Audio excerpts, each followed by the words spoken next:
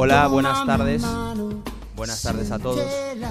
Vamos a comenzar con esta última ponencia, ¿vale? Que va a cerrar esta primera jornada de este congreso, ¿sí? Voy a proceder a la presentación del ponente que va a realizar su presentación a continuación. Bueno, el doctor Francesco Bacchiano es psicólogo clínico y antropólogo cultural. Actualmente está trabajando como investigador en el Instituto de Ciencias Sociales de Lisboa. Francesco colabora además con el Centro Franz Fanon de Turín en la asistencia psicológica para personas que se encuentran en situaciones de contextos de inmigración. Las investigaciones de Francesco abarcan desde la antropología médica, pasando por la etnopsiquiatría, las migraciones, los procesos de violencia política, la temática de los refugiados y también la temática de las instituciones de acogida. Francesco centra sus trabajos a nivel tanto geográfico como cultural en la Europa del Sur, en el Mediterráneo y en el Magreb. Además, cuenta con una amplia y más que reconocida literatura científica y, bueno, hoy nos va a acercar sus reflexiones en esta ponencia que va a dar a continuación, que lleva el nombre de Adolescentes migrantes y ciudadanía material, la movilidad como forma de estar en el tiempo.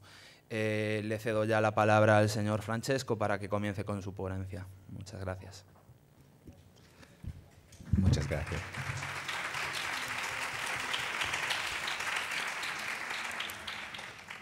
Muchas gracias, Javi, por la muy generosa presentación y muchas gracias por invitarme aquí. Voy a intentar de no haceros demasiado pesada esta última intervención después de todo un día tan intenso, y gracias por quedaros aquí y aguantar. Mi trabajo es un trabajo un poco peculiar porque es en la intersección un poco de antropología y psicología. Yo empecé en Turín en un centro que constituimos en 96 para la salud mental de los inmigrantes, con una aproximación desde la etnopsicología, de la etnopsiquiatría, o sea, con la idea de introducir una mirada histórica y antropológica fundamental sobre los procesos de salud, de enfermedad y de migración. Luego, a partir de la estimulación de este tipo de contexto y de este tipo de trabajo, me he un poco interesado en los perfiles de las personas que encontraba, que recibía en este tipo de contexto, un trabajo que también se hacía con profesionales en términos de supervisión, de formación, entonces con las entidades que se ocupan, de hecho, de la llamada inserción social o de la llamada recepción de los inmigrantes en todas las diferentes vertientes. Y luego he empezado un trabajo de investigación en antropología, prevalentemente centrado en el Magreb, pero también a través, digamos, de las fronteras mediterráneas y de los procesos que las caracterizan. Y yo creo que una buena parte de las cosas de lo que estuvimos hablando hoy, de las que hemos estado hablando hoy, tienen a que ver con este proceso de construcción de las nuevas fronteras europeas. Pero no estoy aquí para hablar de esto, sino para hablar un poco de, como me han pedido los organizadores, de la migración de adolescentes y niños hoy en día en Europa y a través del Mediterráneo, intentando proponer un poco las que han sido las reflexiones que he ido desarrollando a lo largo de estos años y que han un poco solicitado una serie de preguntas sobre el fenómeno y a partir de los perfiles de las personas que encontraba en en Italia, en España, en Francia, en Portugal y en muchos de los países de origen que podía visitar y frecuentar. Entonces, la migración, es muy banal decirlo, pero lo digo para empezar, es un aspecto normal de la vida social y en la historia, pero podemos pensar que más allá de esta obvia consideración, podemos identificar por cada periodo histórico algunos patrones, algunos modelos de referencia significativos que explican las formas de movilidad y las razones migratorias.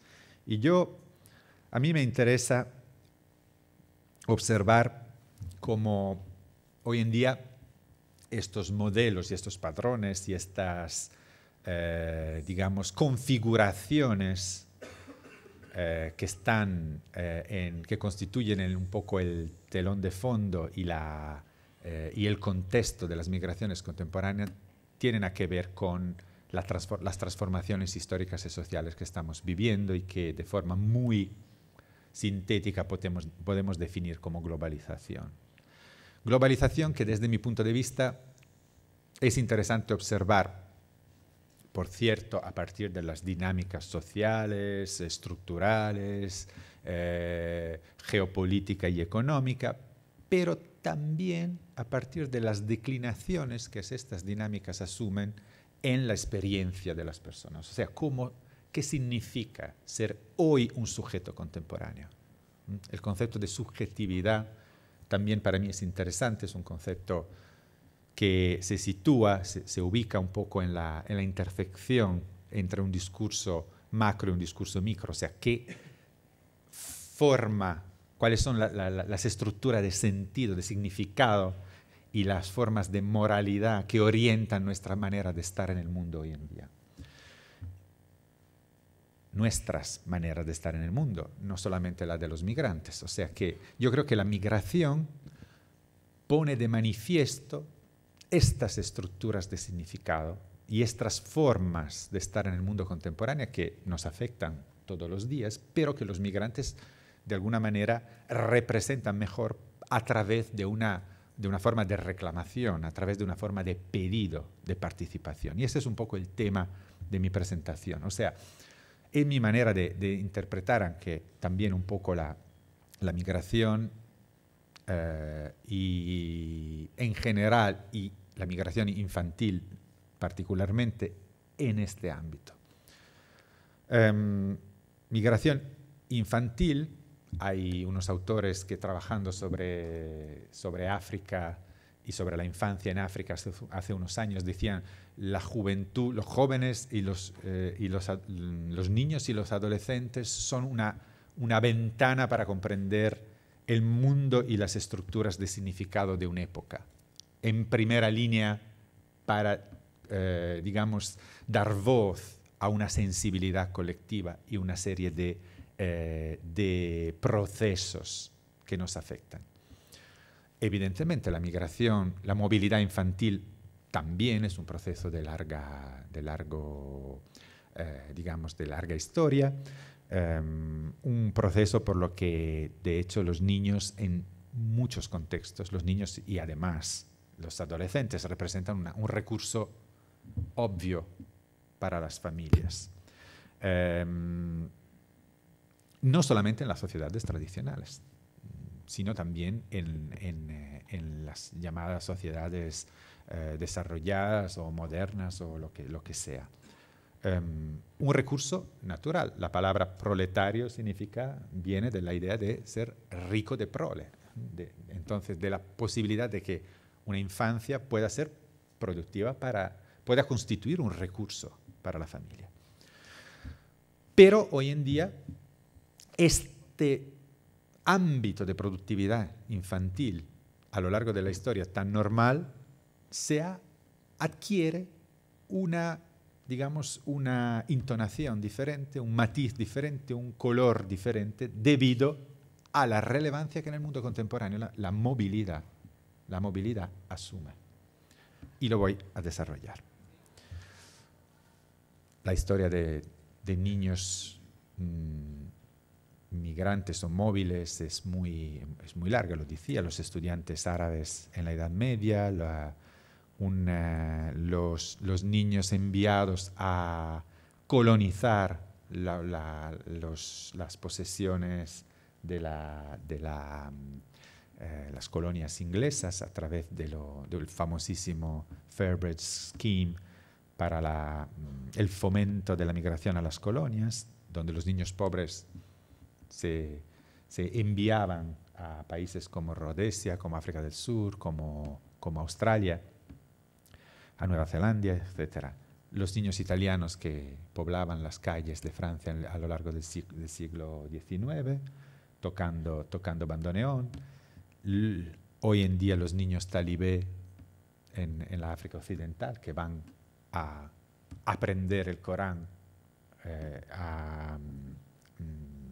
sirviendo un marabú que enseña y al mismo tiempo pide su trabajo. Los niños y niñas en servicio doméstico. Es una forma, digamos, de movilidad que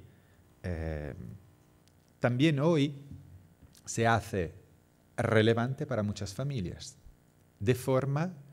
en la forma que tiene que ver, de hecho, con las nuevas estructuras de poder que se desarrollan a partir de las formas de las movilidades contemporáneas. Quiero mostrar este gráfico porque yo creo que es muy interesante. Es el gráfico de la migración de los ciudadanos egipcios menores de edad en los últimos 8 años a Italia.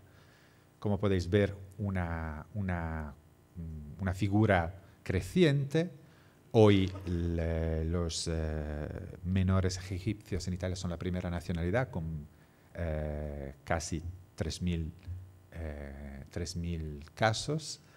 Pero aquí se puede ver muy bien un hecho que podemos permitirnos de afirmar con bastante seguridad, porque sabemos que la migración de los adolescentes egipcios tiene una característica peculiar, que es una migración enviada, o sea, no tiene muy pocas componentes de migración autónoma, sino en buena parte una componente familiar significativa. O sea, que son las familias que invierten en la migración de sus hijos, casi exclusivamente.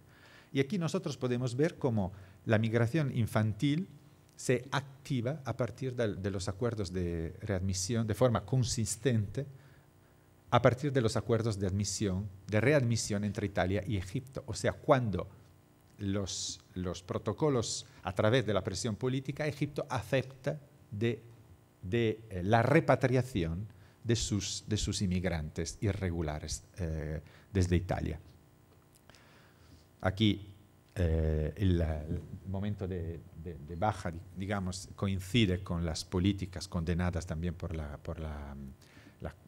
Corte Europea de Derechos Humanos, el Tribunal Europeo de los Derechos Humanos, de las políticas de rechazo en el mar. Los barcos son aprehendidos y reenviados a la costa. Y vuelve a subir otra vez con las revoluciones de la primavera árabe, cuando ya, de hecho, la política de los rechazos en el mar termina, porque ya no se puede arginar, no se puede parar el flujo. Es muy interesante porque esto nos dice que las familias, hay un efecto de transición, un efecto de transposición, el hecho de que los adultos no pueden viajar o son reenviados provoca naturalmente, de forma absolutamente normal, la inversión sobre los hijos como recurso. Pero también muestra que los adolescentes y a veces los niños son sujetos históricos, son sujetos políticos, son personas que tienen un protagonismo de alguna manera. Y las revueltas en el mundo árabe a partir de finales de 2010 lo demuestran muy bien.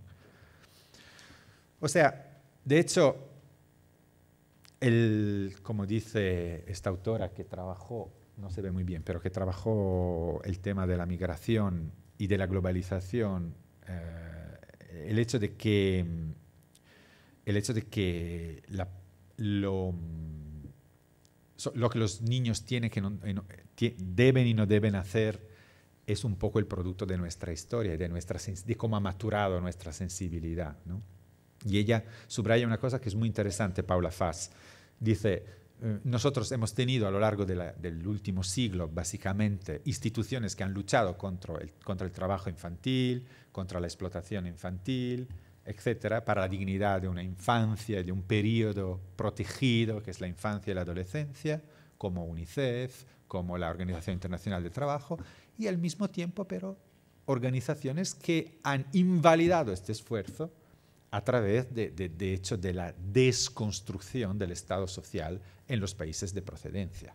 Por ejemplo, el FMI, el Banco Mundial, etcétera, que han desconstruido, de hecho, las estructuras económicas locales que podían, de alguna manera, permitir esta forma este tipo de construcción de la infancia, este tipo de construcción occidental de la infancia.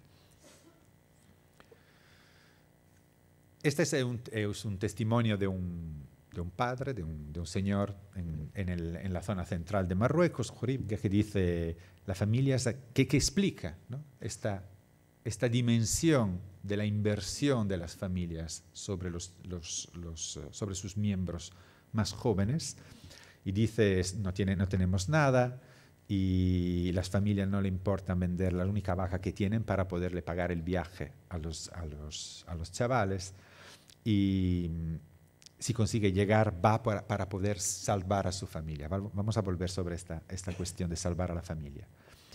Y de hecho, de alguna manera, como este testimonio enfatiza la condición de desventaja local y de precariedad de la existencia local. Este es un aspecto. Es un aspecto que está muy presente en las palabras de las familias. Pero luego vamos a ver que en las palabras de los jóvenes esta dimensión de vinculación familiar es presente. No son jóvenes desvinculados, si lo vamos a ver bien. Es muy presente, es una dimensión de solidaridad intergeneracional muy fuerte, pero que se acompaña también con algo ligeramente diferente, que es no apenas la posibilidad, no solamente la posibilidad de ser representante de un deseo de la familia, sino también de representar algo de individual, una nueva forma de esperanza y de inversión individual sobre el futuro. Este tema, lo decía, de salvar a los padres, ¿no? Es muy recurrente en todos los discursos que hacen los jóvenes cuando hablan de la familia, o sea, de darle una oportunidad a la familia. Y también muchas veces esta retórica del sacrificio, ¿no? El tema del sacrificarse para los demás. Es un tema que evidentemente se puede declinar de maneras bastante diferentes. Este es el testimonio de un chico afgano que muestra su preocupación, un chico refugiado que como a menudo se pasa con situaciones de refugio, la familia también invierte en alguien que vaya por delante y que se pueda empeñar sucesivamente para una reagrupación familiar, o sea, literalmente para salvar a los demás. Pero vamos a ver, cuando se pasa del discurso sobre las familias al discurso sobre las razones y las motivaciones individuales, lo que emerge, lo que surge, es algo ligeramente diferente. Es algo que tiene que ver mucho con una esperanza, un imaginario, una expectativa de mejora individual. no solamente de las condiciones, digamos, materiales, que tienen una importancia relevante, y voy a volver a eso, pero sino también en las condiciones, digamos, de su propia posibilidad de futuro, por lo menos por cómo se imagina.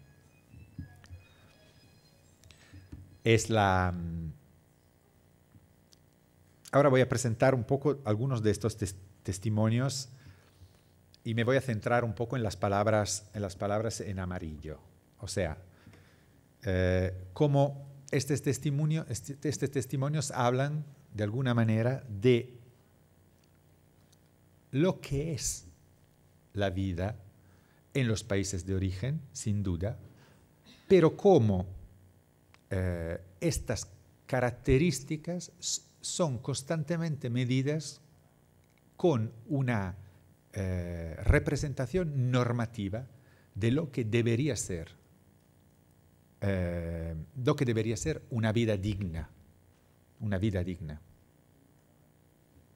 Yo me acuerdo, la primera vez que estuve en Marruecos, discutir con un taxista que decía, cuando sabía que era italiano, me decía, encuentra una manera para permitirme ir a Italia o irme a Europa. Y yo le preguntaba, le decía, pero ¿cómo? ¿Por qué? Tú por lo menos tienes un taxi y puedes ganar tu vida. Y él me dice, no, pero yo quiero una vida digna. Esta no es una vida digna.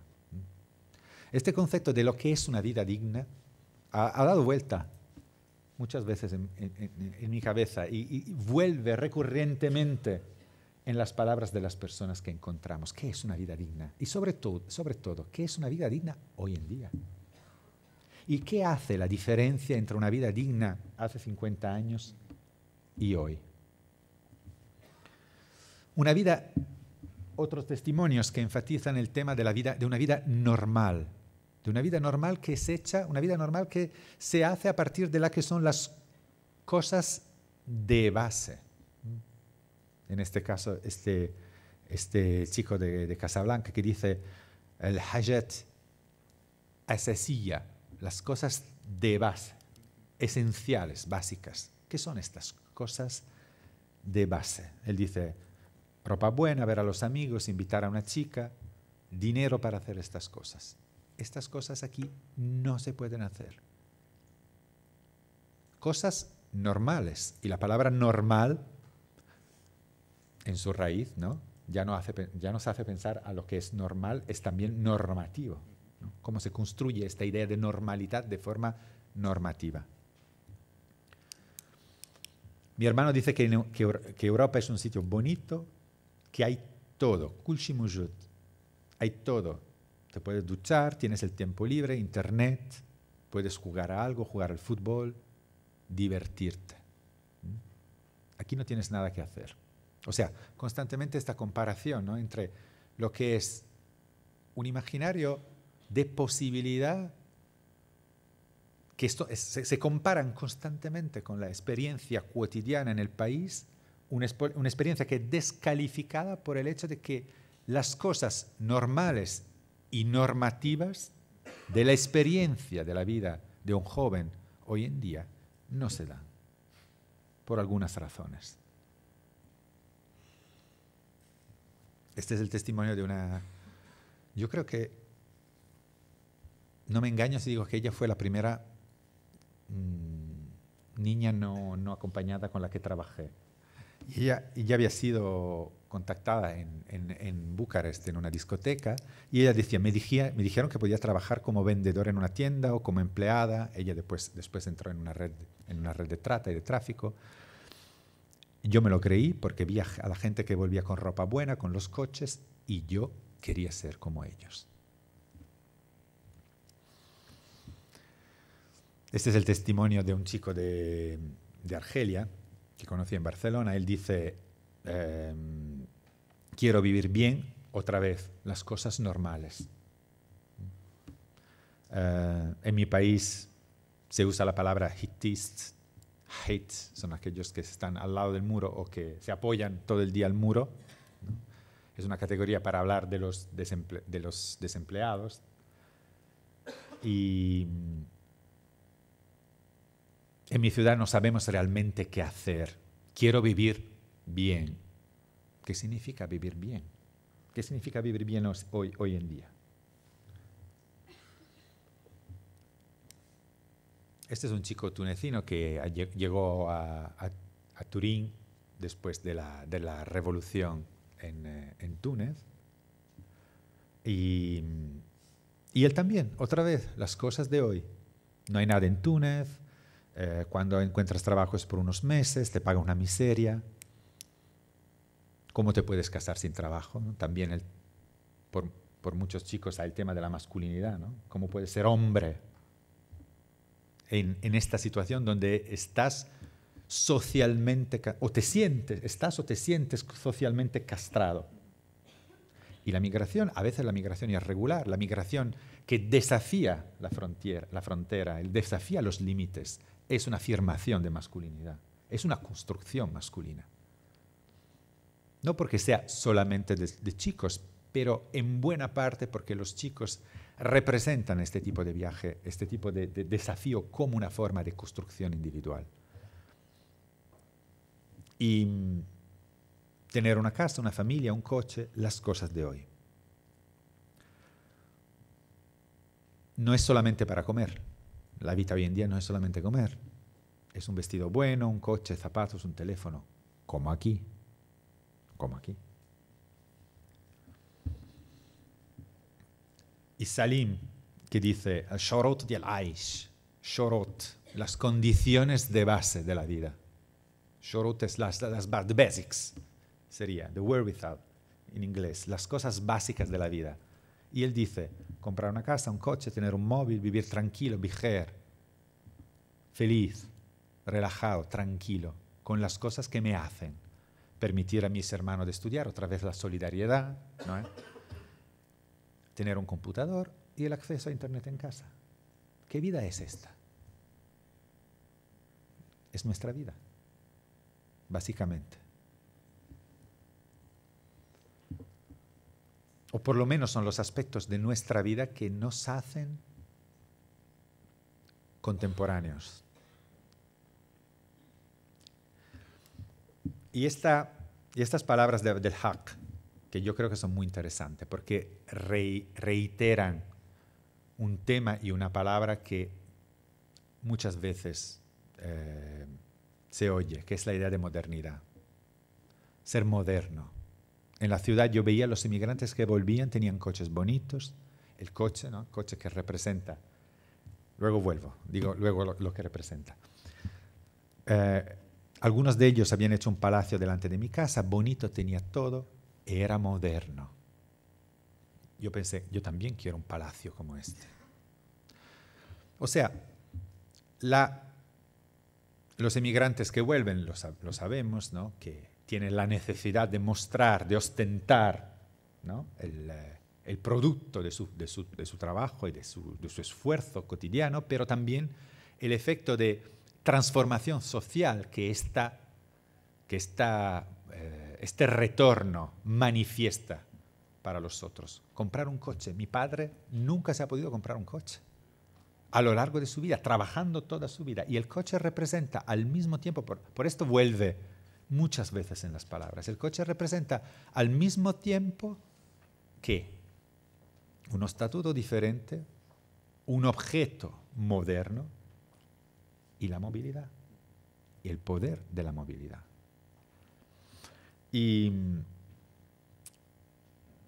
yo me acuerdo un chico en Turín que con su primer trabajo, que ha llegado irregular, con un proyecto muy bien hecho, había conseguido los papeles y con su primer trabajo, realmente sus primeros salarios, se compró un coche para su hermano que estaba en Marruecos.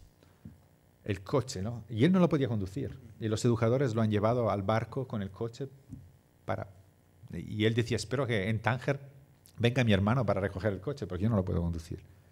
Pero cómo es relevante la materialidad de estos objetos que hacen una condición moderna y que hacen nuestra condición de sujetos contemporáneos. ¿Para quién? ¿Para quién no lo tiene? Recapitulando, las cosas que faltan.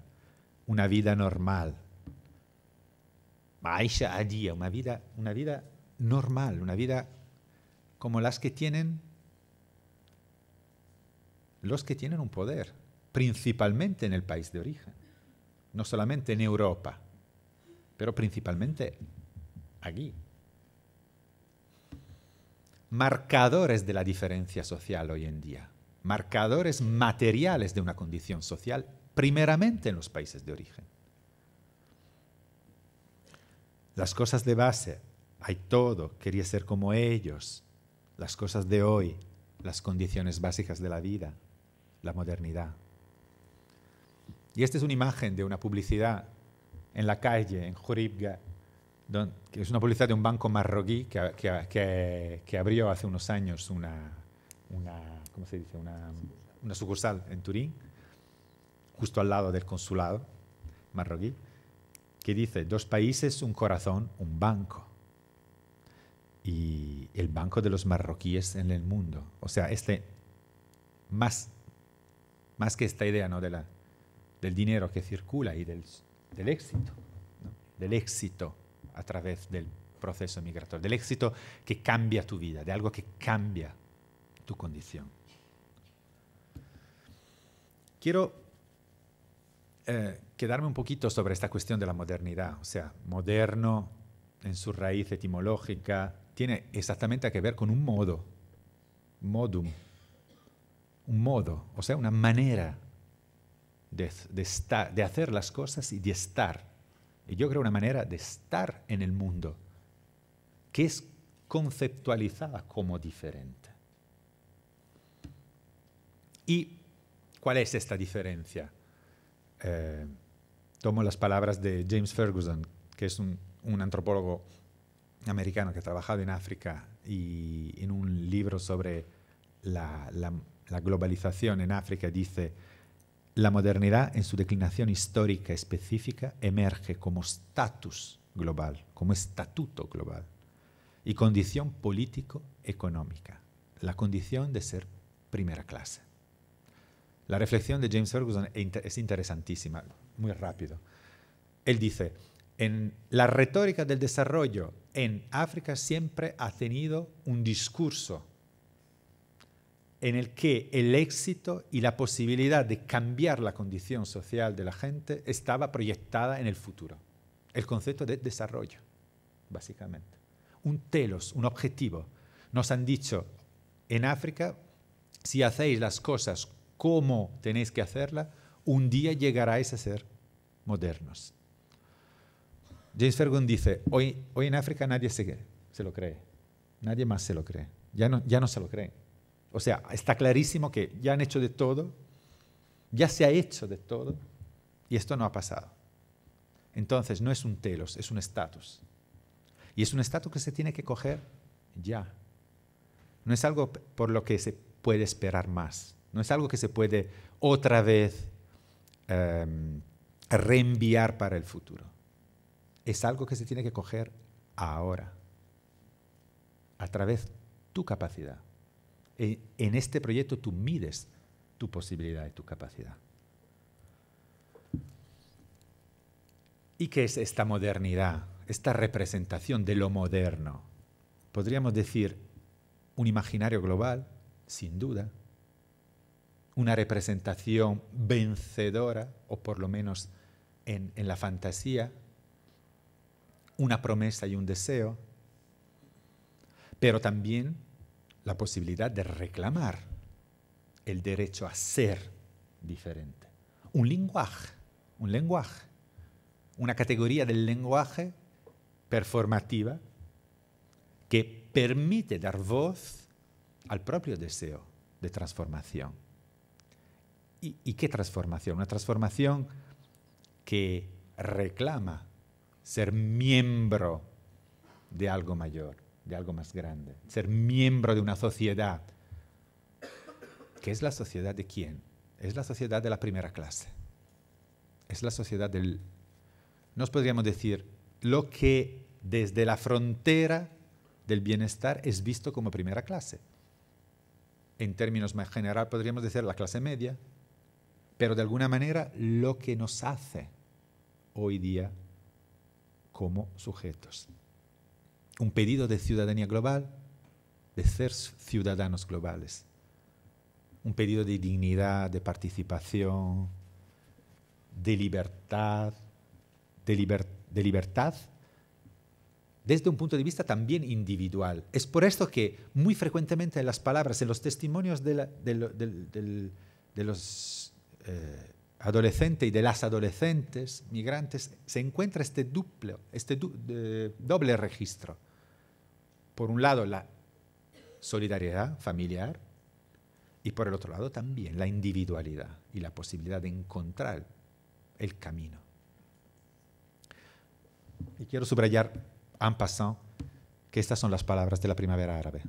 Dignidad, karama, participación, adal ijtimaiya, justicia social, hurriya, libertad. Son las mismas palabras. Pero hemos dicho objetos materiales. Nuestra experiencia de la modernidad es una experiencia material. Es una experiencia de la materialidad moderna. ¿Por qué? Porque simplemente es como seres humanos, nosotros somos hechos de objetos. O sea, nuestra experiencia cotidiana es una experiencia objetificada, objetivada, reificada. Experiencia en la que nuestro cuerpo se extiende en el mundo a través de las relaciones, pero también a través de los objetos. Y entonces tiene perfectamente sentido que esta representación de la experiencia moderna o de la fantasía de una experiencia moderna, de transformarse, de convertirse en alguien que tiene la dignidad, una vida digna, la dignidad de ser moderno, es una experiencia que pasa por las cosas y a veces por el consumo. Y en las palabras de muchas familias para los hijos emigrantes hay esto. Manda cosas, que aquí necesitamos de cosas. O sea, el consumo sí es un campo de inversión compensatoria en el que se negocian identidades, autorrealización, pertenencia. Pero podríamos decir que en esta perspectiva la posibilidad de consumir, o sea, de ser sujeto moderno ¿cómo se dice en español? Completamente material, pasa también por la posibilidad de ser consumidor. Es una forma, podríamos decir, de ciudadanía material, que es lo que nos hace. Nosotros somos hechos de esto. Achille Mbembe habla de una economía de los deseos incumplidos. Bienes que se conocen, que a veces se ven, que se desea poseer, de los que se quiere disfrutar, pero a los cuales se siente que no se tiene el derecho a tener acceso. Y James Ferguson, en otro trabajo anterior, habla de abjection, la combinación de la conciencia aguda de un mundo de primera clase y de la creciente desconexión de eso. Pero este elemento yo creo que se tiene que combinar con otro discurso, que es un discurso muy, ¿cómo se dice? Embrional en la antropología contemporánea, que no se ha explorado mucho todavía, pero yo creo que tiene una relevancia fundamental. Y que los percursos de los inmigrantes nos permiten evidenciar, que es el discurso de la individualidad. O sea, los antropólogos han estudiado las sociedades tradicionales, llamadas tradicionales, evidentemente, como sociedades donde básicamente el orden estaba en la reproducción. Y clásicamente las descripciones eran los hijos que querían ser como los padres. Hoy en día, en muchos casos, lo que escuchamos de los adolescentes migrantes, de los jóvenes migrantes, es esta idea, esta cosa, este concepto, que yo he escuchado varias veces: ya no puedo ser como mi padre. Tengo que ser diferente. O sea, esta diferenciación necesaria. Y aquí Michael Jackson, el antropólogo, lo dice muy bien. Lo dice muy bien. En una generación, él dice, y se lo dice Michael Jackson, lo podemos acreditar. Lo dice muy bien. En una generación he visto esta moralidad cambiar de dirección y de signo. Transformar el sentido de repetir, de repetición, el ethos de la repetición de la sociedad, de la conservación de la sociedad, hacia la construcción individual. Y la diferenciación. Y la diferenciación de sí en relación con sus propios ambientes. Henrietta Moore, en un discurso sobre la subjetividad contemporánea, en un libro muy bueno que se llama Still Life, dice esta cosa: los individuos utilizan los recursos compartidos disponibles para construir sus fantasías individuales y colectivas. ¿Y estos recursos son qué? Son estas cosas de las que estamos hablando, los recursos que nos hacen, las cosas normales. Y entre estas cosas yo también quiero poner el acento sobre la movilidad. La movilidad como forma substancial del poder contemporáneo. Esto ya lo decía Zygmunt Bauman en 98. Él decía: la movilidad adquiere rango más elevado entre los valores que confieren prestigio, y la libertad de movimiento se convierte rápidamente en el principal factor de estratificación social.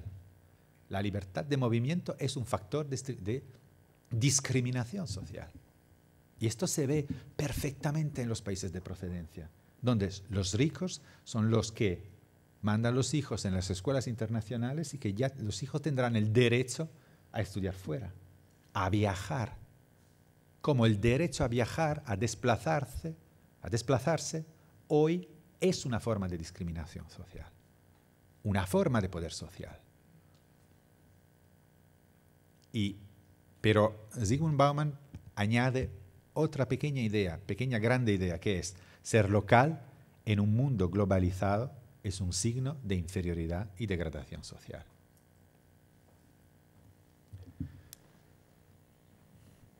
Podría multiplicar las citas sobre este tema, porque realmente es un tema que se está debatiendo mucho últimamente. Esta idea que el derecho de viajar, la capacidad, la motilidad, o sea, la posibilidad de moverse, es uno de los definidores de clase social.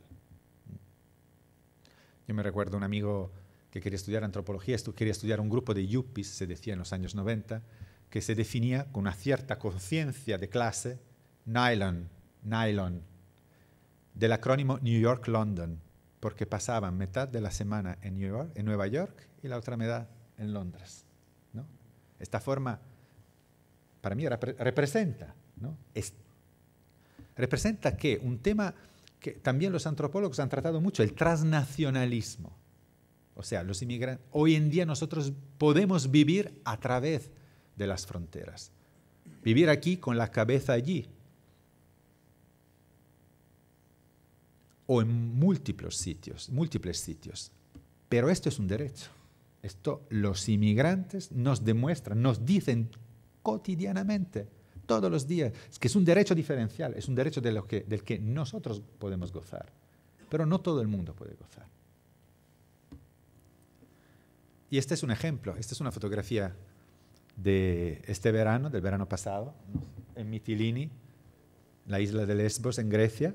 Este es un grupo de migrantes que acaba de desembarcar de Grecia. Son prevalentemente afganos y sirios que acaban de desembarcar, son allí arrinconados en un lado del puerto, les han puesto unas máscaras porque pueden ser contagiosos, nunca se sabe. Y aquí hay un crucero que acaba de llegar con los viajeros del crucero que desembarcan y ni se dan cuenta de lo que está pasando a unos pocos metros de ellos. Como esto nos da esta dimensión de la diferencia de poder intrínseca al movimiento hoy en día. Entonces, para recapitular y llegar hacia el final, hay condiciones históricas hoy y sociales en los países de origen que sin duda impiden el acceso a unos recursos locales de reproducción social, o sea, de una vida normal y de promoción social, o sea, de aquellos símbolos de status symbol, que nos dicen quién es primera clase y quién no. Pero también, por efecto de una serie de valores globales, estos recursos se convierten en factores emblemáticos de lo que es una vida digna. Se crea, yo diría, un efecto de privación relativa desde un punto de vista moral. ¿Y cuáles son estas condiciones históricas? Podemos tomar varios países y analizarlas más en detalle. Evidentemente, este es un discurso muy general, pero podemos decir una urbanización marginal, donde una parte de las personas son hasta excluidos del centro de la ciudad. Algunos chicos en Marruecos dicen, no, pero yo quiero viajar a Europa para poder volver y tener el derecho a pasear en el centro. O sea, la vuelta larga, ¿no? Es más fácil pensar de pasar el Mediterráneo o el estrecho de Gibraltar que la frontera de clase. Yo quiero volver con la cabeza levantada. Entrar en el mundo con mis pies. Crecimiento demográfico, desigualdad, escuela como mecanismo de reproducción de las clases. Esto es muy importante, muy evidente. Un control social, una larga tradición migratoria en el que en muchos de estos países los europeos iban a buscar trabajadores cuando servía a sus economías. Ahora le rechazan, pero iban a buscarle. Todavía en Marruecos, en algunas zonas, la gente, los viejos se acuerdan de Monsieur Morin, que era el reclutador francés que recorría las zonas de montaña del Atlas buscando jóvenes y midiendo literalmente y pesando los jóvenes que podían ser adaptos al trabajo en las oficinas, en las fábricas francesas. El crecimiento del otro en casa, o sea, el turismo, esta forma de puesta en valor de la movilidad. El marketing de los bienes de consumo, etc. Y también como estos procesos socioeconómicos afectan de algunas maneras las formas de sentir la experiencia cotidiana en el país. El sentimiento de inseguridad, lo que Fatih Benslama, un psicoanalista tunecino, ha llamado exil vertical de père, exilio vertical de los padres, ¿cómo se dice? La pérdida de capacidad de los padres de ser proveedores, la pobreza relativa y la reificación, la objetificación de sus indicadores. Y esto muy común y que se escucha muchas veces, la movilidad como un atajo para una vida normal. Qatatrak, una posibilidad de cortar el camino, de llegar directo, la donde la vuelta larga durante toda tu vida aquí nunca te llevaría. Entonces, ¿qué es esta subjetividad contemporánea sobre la que quiero insistir? Y que yo creo que nos hace, que nosotros somos sujetos contemporáneos, y también ellos. Y realmente esto para tentar diluir un poco las definiciones de nosotros y ellos, no como si fuéramos cosas diferentes. No, en este sentido somos muy iguales, muy parecidos. Un horizonte de valores imaginados como modernos en los cuales las expectativas individuales se construyen en relación y en diálogo con un escenario global.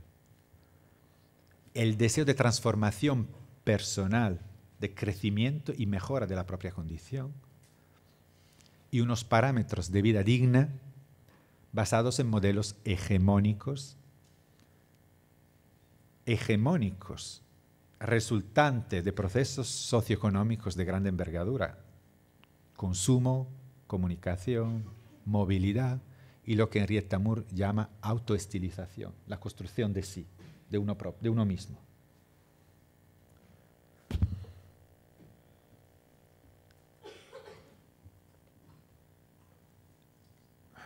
No hay mucho tiempo, pero quiero solamente rápidamente decir algunas cosas, encontrar un poco las implicaciones que esto tiene para el trabajo social, ¿no? Es como este es un coloquio de trabajo social, los máximos sistemas sirven para encuadrar los procesos, pero también es útil, yo creo, encontrar después cómo aterrizan en la experiencia cotidiana.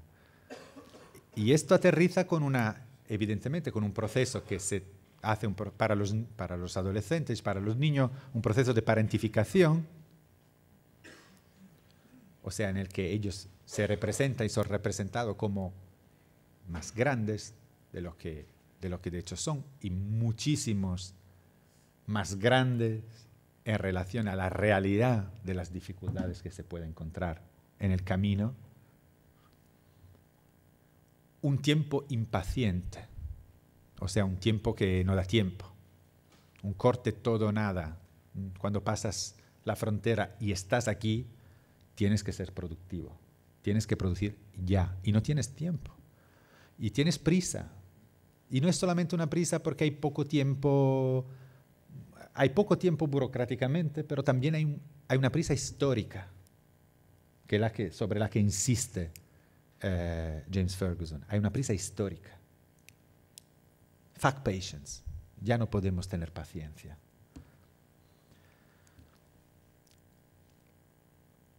La disponibilidad a la autoexplotación. Decía un chico marroquí,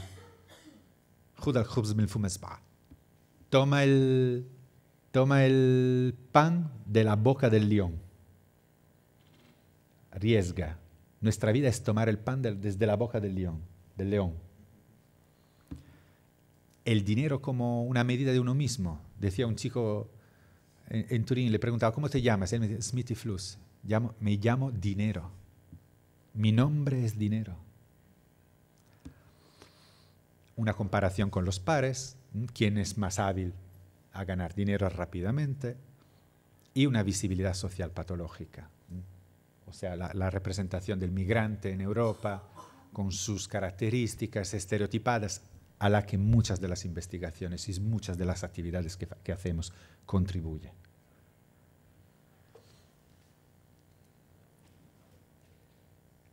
Un proceso de responsabilización del migrante. Este es un proceso que describía muy bien hace muchos años Abdelmalek Sayed, un sociólogo francés de origen tunecino, de origen argelino, que trabajó con un alumno, de hecho, de Bourdieu. Y él habla de la imposibilidad del fracaso del migrante. El migrante no puede volver atrás sin éxito, porque él se juega la reputación delante de todo el mundo. Entonces no se puede volver. ¿Cuántas veces hemos encontrado chicos que ya no llaman a casa porque se avergüenzan? Porque tienen vergüenza en decir cómo es su vida.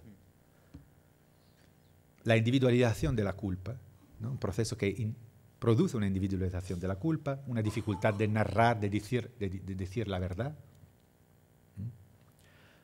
Un cuerpo al trabajo, decía Abdelmalek Sayed, el migrante es todo cuerpo, es solo cuerpo. O sea, hay una corporización de la experiencia. También porque el cuerpo es un capital. El capital corpóreo del migrante en muchos casos es la única cosa que él puede utilizar. Y una papelización de la experiencia. Los elementos claves de la intervención, y termino.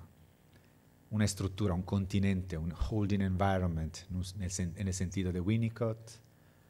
Un trabajo con la familia, que es muy importante para la negociación del mandado. Esto lo olvidamos muchísimas veces, pero las familias no son jóvenes desolidarizados. Son desolidarizados porque no lo vemos. porque no abrimos ojos, pero la familia está. Una dirección no lineal, hay momentos de avance y momentos de pasos atrás. Hay un tiempo del crecimiento que no coincide con el tiempo burocrático. Hay una gratuidad que el trabajo social tiene que dar, una gratuidad. Entonces los jóvenes son sujetos de sus tiempos, como nosotros, y incorporan las formas corrientes, o sea, hegemónicas, de estar en el mundo e intentan apropiarla de forma personal, de manera personal, a través de las posibilidades del ser contemporáneo. Ellos son sujetos contemporáneos, exactamente como nosotros, pero intentan procurar esta forma de completar esta subjetividad a través de este poder dado por la movilidad, el consumo, la comunicación, un poder social que permite de huir las definiciones estigmatizantes, inmovilizadoras, a través de una ciudadanía material, que es una forma de ciudadanía global. Una ciudadanía global que se expresa a través de un vocabulario normativo de la adquisición y del éxito, sin duda. Es problemático por eso, pero es así. Por lo tanto, para muchos jóvenes postcoloniales, esta demanda de ciudadanía global se expresa a través del ejercicio de un derecho de fuga, como dice Sandro Mezzadra. Derecho de fuga, porque es la única manera. Itinerarios migratorios arriesgados que demuestran que ser global es la manera más plausible de estar en el mundo y también el privilegio sobre las cuales las nuevas formas de poder se definen. Muchas gracias.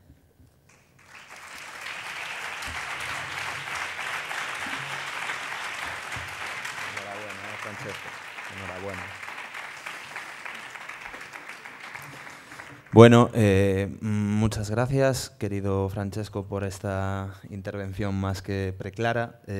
Vamos a tener un breve periodo de preguntas, ya que vamos un poco justos de tiempo. Nos pregunta la compañera Marta Esteban, ¿qué tipos de programas a nivel local crees que podrían ayudar desde las ONGs a que se encuentre esa vida digna en la tierra de la que estamos hablando? En tu opinión, ¿cómo ayudar en origen, básicamente? Pregunta muy compleja y muy difícil. O sea, yo creo que, primeramente, olvidarse que los programas de cooperación se pueden hacer intentando impedir a la gente de partir, de salir. O sea, básicamente, olvidando completamente la migración.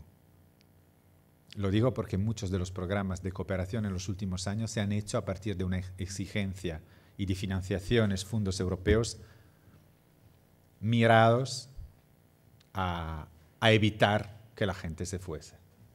Y yo creo que esto crea ya automáticamente un bias, crea ya automáticamente una distorsión en los proyectos que es básica. Luego, programas de trabajo social, programas de inserción juvenil, programas de animación, programas que puedan utilizar la animación social como forma de empoderamiento social, construyendo también percursos individualizados a partir del trabajo con los singulos, chavales y con sus familias. A partir de la animación, conocer a los chicos, a las familias, construir percursos individuales que puedan también un día contemplar la migración, pero en condiciones de poder. Esto sí se puede hacer, yo creo que sí se puede hacer. No es tan fácil porque todos estos programas se hacen normalmente en marcos de programas de financiación que cuando se habla de prevención de la migración son generosos y cuando se habla de desarrollo social y de animación social y de empoderamiento, etcétera, son más escépticos. Luego, esto es muy relevante y yo creo que algo bueno se puede hacer, partiendo de lo que haríamos aquí. ¿Qué haríamos aquí? ¿Qué haríamos aquí? Haríamos unos proyectos de participación juvenil, creando las posibilidades de construir contextos de salud y contextos de protagonismo, y desde los cuales puedan emergir percursos individuales positivos. Muy bien, muchas gracias de nuevo, Francesco. Por cuestiones de tiempo no vamos a continuar con las preguntas. Nos disculpamos con las personas que habéis realizado alguna pregunta. Cerramos, por tanto, esta primera jornada de conferencia y mañana retomaremos de nuevo. Muchísimas gracias a todos por vuestra asistencia.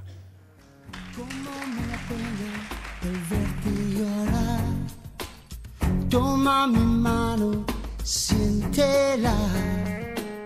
Yo te protejo de cualquier cosa. No llores más, aquí estoy. Frágil te ves,